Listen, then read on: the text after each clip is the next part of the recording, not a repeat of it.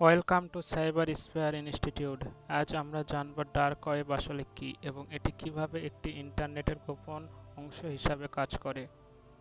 আমরা প্রতিদিন যে ওয়েব ব্যবহার করি সেটাকে বলা হয় সারফেস ওয়েব, কিন্তু এর নিচে আরও দুইটি স্তর আছে, ডিপ ওয়েব এবং ডার্ক ওয়েব। ডিপ ওয়েব মানে হলো এমন একটা কন্টেন্ট যা সার্চ ইঞ্জিনে পাওয়া যায় না, যেমন bank account, email box, private profile ইত্যাদি। আর ডার্ক ওয়েব হলো এমন একটি অংশ যেটা ইচ্ছাকৃতভাবে লুকিয়ে রাখা হয় এবং এতে প্রবেশ করতে বিশেষ ব্রাউজারের প্রয়োজন হয় এবং বিশেষ অ্যাক্সেসের প্রয়োজন হয়।